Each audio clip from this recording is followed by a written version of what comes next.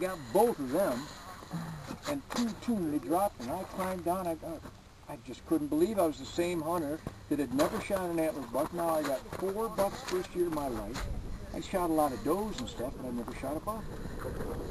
And holy shit, and I gutted them deer, dragged them back, and got in that, I was driving a little Mercedes. I had a 280 SL, an old classic supercar. And I got in that fucking car, and I was just floating.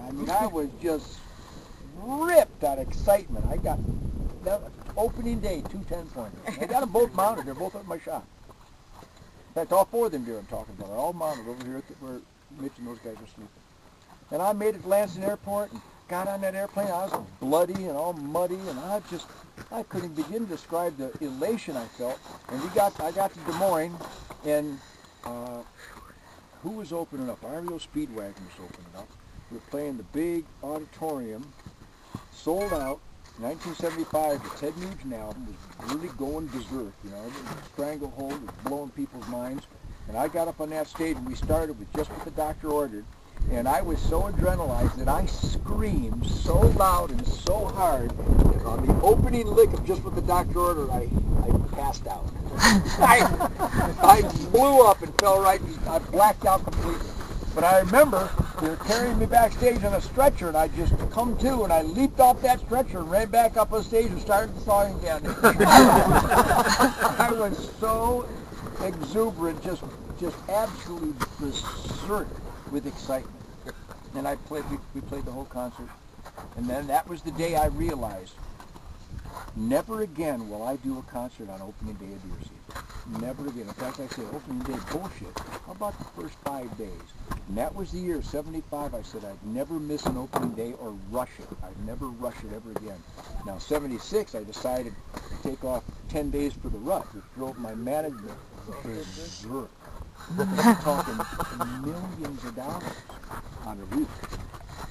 And I said, no, you don't understand. And they go, yeah, what do you mean? We can book the concert every night. I went, you don't understand. It's the rut.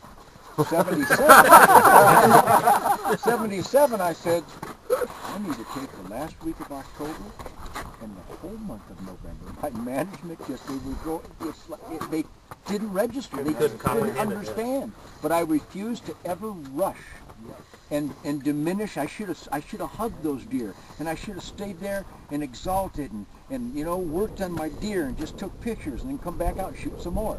And that was the years that I vowed I would never ever miss those sacred moments. And of course, by the next year, now it was all October and all November. And the next year, now it's October, November, December. And the next year, I got to start in mid-September and go all the way into January. But to the point where now I only tour June, July, and August.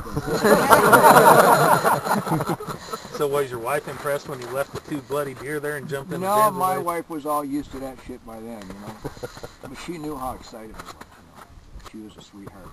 And she was home with the baby, Sasha was here with Kay. She was just a little girl. She was only a year old. And I remember I was just, the intensity of my rock and roll accelerated. If you can imagine that anything could accelerate more than my normal concert, it just kept accelerating. The more time I hunt, the more things I kill, the more intense my music. Period. It's about priorities. And the fact that now she's pregnant now with Toby, so I said, I can't be running around, I need to stay home. So I stayed home every hunting season, which coincides with the beginning of school season. And that's why I was the room father, and I was involved with all the PTA, and that's when I started getting political, started with the education system. And that's when I started doing all my there was room mothers, nobody ever heard of a room father. And I started room father. So that was a pivotal moment. I no more rushing around.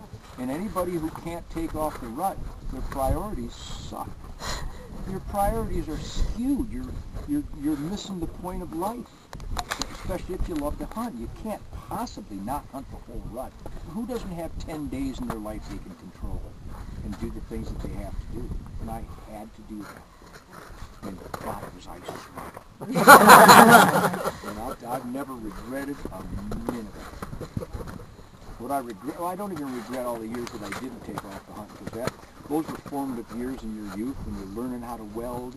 You can't have a welding business till you learn to weld. I couldn't really have a musical career till I really cultivated and learned the lessons of the musical experience and how to get rid of hippies and get good musicians and get coordinated touring schedules. And so that was all a lesson. But once that year, I go, this is so thrilling. I will never, ever rush it ever again.